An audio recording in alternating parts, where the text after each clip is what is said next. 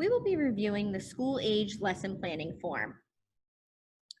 In the top corner of the lesson planning form, it says approvers, initials, and date. In this section, a member of the Academy leadership team needs to review the lesson plan, provide the teacher with feedback, and then initial and date saying that they approve the lesson plan and that it can be posted for the next week. Then there's the week of section. You need to put full, month, day, and year here for that particular week. Then we get into some general information. You need to list the teachers that are in the classroom. So if it's just one teacher, you would just put your name. If it's you and a co-teacher, you would put both names. The room number, and then the curriculum study. The curriculum study you will get from the curriculum timeline. So you just need to put the name of the study. So if it's grocery store, you're just going to put grocery store there. You don't need to put anything more, none of the investigation names or anything like that. The next section just explains our homework policy that we support with homework during our before and after school program, that we allow 30 minutes for the teacher to support with homework. We have resources and a place for the child to complete their homework, that the teacher will be interacting and going around to provide assistance during homework time. This isn't to say that outside of that 30 minutes, the child can't continue to complete their homework. It's just saying the teacher will be available for those 30 minutes, and after that, we'll be moving on to our after-school activities. The next section is transition ideas. So children are consistently moving from one activity to the other throughout the day. So in this box, the teacher needs to indicate what they plan on doing in order to support transitions inside of the classroom. Is it giving a warning? Is it a particular song? Is there a specific time of day that you notice transitions are hard? Is it the transition from when the children are done school to after school activities? So what are you going to do to create a smoother transition? Is there a song or a game that you're going to play to move the child from one activity to the other? Family partnerships. So these are homeschool connections.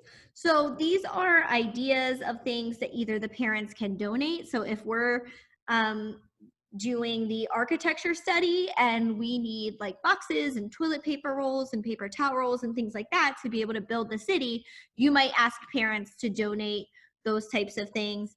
It might be some ideas for things that the family can do at home together that kind of connect them with the curriculum. So it could be, if we're studying the grocery store, that you allow the child to help you create the grocery store list. So it's just some ideas so that we can build that homeschool connection and that we're bringing the curriculum study home. Evidence of learning board changes. So there are 4 evidence of learning boards inside of the classroom: language literacy, social emotional, physical, and cognitive. The teacher needs to be displaying how the children are learning in the classroom. So again, evidence of learning.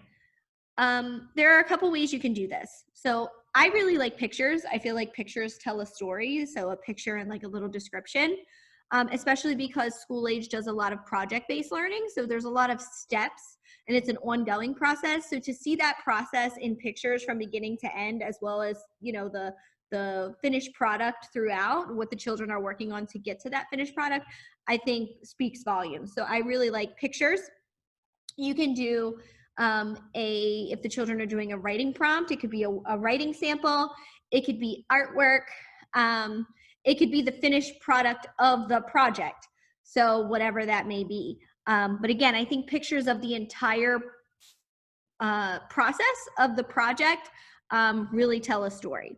So in this area, you're going to indicate which board you plan on changing and what you plan on putting up. So if the children are creating a blueprint, for example, for their city, you might say that you are changing the cognitive board and you're going to display the children's blueprints.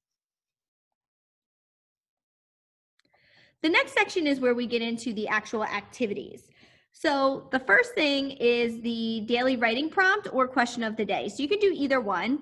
It could give this could be one of your transition activities. So when the children come in from off the bus or when they're done learning during their core school day, then they know that there's a writing prompt written somewhere that they can just start writing in their journal. Or it could be that you have a mini morning meeting in the morning or in the afternoon before you start your after school activities, and you have a question of the day. So either one works. Next, we get into the learning experiences. So that is your project-based learning. So which part of that project are they going to be working on that day? Every activity starts with an objective. So the objective starts with CWBAT, which stands for child will be able to. And you need to indicate what your overarching goal is. What is the point of this activity? What do you want the children to get out of it? Is it that the children will be able to measure using a ruler? Is it that the children will be able to cooperate with their peers? So you need to think about what is the overarching goal of this activity. And then you're actually going to describe the activity. Give enough detail so that if someone is observing your classroom or you have to have a substitute for that day, that they know what to do. But of course, you can't have pages and pages of specific descriptions. So just give enough so that someone would be able to know what they're supposed to be doing in your classroom or know what they should be observing. Then there's a child initial section. So it is impossible to individually plan for each child every week. So your goal is by the end of the month, you should have at least individually planned for each child in your classroom once. If the child has an IEP or IFSP, they need to be planned for weekly, okay, based on the goals and strategies in their IEP. So in this section, based on the activity, and not every child initials box is going to be filled in, make sure you're being intentional with that. But if this is an activity that you know a certain student or students would benefit from, then you would put their initial there, and we'll get to where you're going to place that later in the individual planning form. So you're just going to place the child initial here if it applies. Again, your goal is by the end of the month, you've planned for each child at least once. Children with an IEP are planned for weekly. Then you're going to put the learning standards. So you have to get your learning standards book out and write just the number of the learning standard. You don't need to write anything else. Weekly reader. So children need to be read to or involved in a reading activity daily. So you can put the name of the book. I highly suggest getting chapter books and reading a little bit each time. You can even read a little bit during supper when the children are kind of settling down. That could be a transition activity from one thing to the next, is reading a book. Again, an objective. And then under activity, you can just list the name of the book. If you have an activity that goes with the book, you can indicate that here as well. Again, child initials and learning standards need to go there as well. Changes to the learning environment. So your classroom should have centers or interest areas. In order to align with the curriculum study, your room should be transforming. So if we're learning about grocery store, then every center should have something related to the grocery store. So maybe your math center has a cash register and some calculators. Of course, your dramatic play section would be transforming with more food that could be stocked in the grocery store. Your art center, maybe the children are making signs and price tags and advertisements to go with your grocery store. So perhaps you've added some of those things there so that the children can use those as reference materials. So in this box, you're going to indicate the name of the interest area, so it would be dramatic play, and then what you have added to that section. Again, when someone walks in your classroom, they should automatically know which curriculum study the children are on. Your room needs to transform. The next thing is bus experiences. So if children are riding the bus, we want to make sure that we're still keeping them engaged. So maybe it's a song you guys sing, or again, maybe you take your weekly reader on the bus and you read to them as you go from one school to the next. Perhaps it's a word game that you're playing with them, or a science question that you're thinking about. So what bus experiences do you plan on providing to the children? If you don't have children who ride the bus, you can put NA in that section. The next is gross motor experiences. So indoor and outdoor. So indoor would be your gym. It can be a organized activity that you're doing with the kids, or it can be something that you're bringing into the gym because you want to see how the children manipulate that object. So for example, if you want to be able to see if your children can kick a ball, you're going to get the ball and put it out in the free play area in the gym that the children can use, and then you would observe. Same thing, child initials and learning standards. Then there's outdoor experiences. Children have to go outside every day, weather permitting. I know it's hard if children are in school to go outside. So maybe while you're coming in from getting off of the bus or walking to the local school, you have some sort of movement activity, even if it's 5 minutes, just to get the kids outside and moving their bodies. Again, that could be a really great transition idea, transitioning from one, from school to Brightside.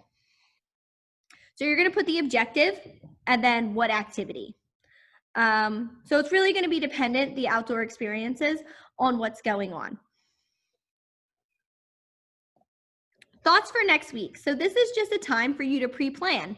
Start thinking about next week's activities. What do you need? What types of activities are you thinking about? And do you need any supports from someone else, whether it be a teacher or your academy leadership? And then we're at the individual planning form. So those child initials that you had put throughout your lesson plan, you're going to transfer those initials here. And you're going to indicate which developmental domain the child either needs support in or needs to be challenged in. Why it was chosen. Is it because the child has an IEP? Is it based on your observation? Is it based on a screening tool or an assessment that you've done? Did the parent bring it up as a concern? So you're going to write that there. And then you need to create a goal for the child. So is it maybe that the child will be able to smoothly cut with scissors? Maybe you notice the child is having a really hard time. So then that would be your goal. If you've noticed maybe the child is really struggling with their math homework, then whatever math topic they're working on, let's just say it's addition, you would say your goal for the child is that they will be able to properly add.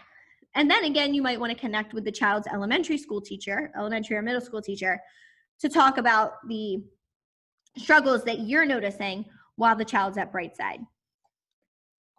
And that's the school age lesson plan form.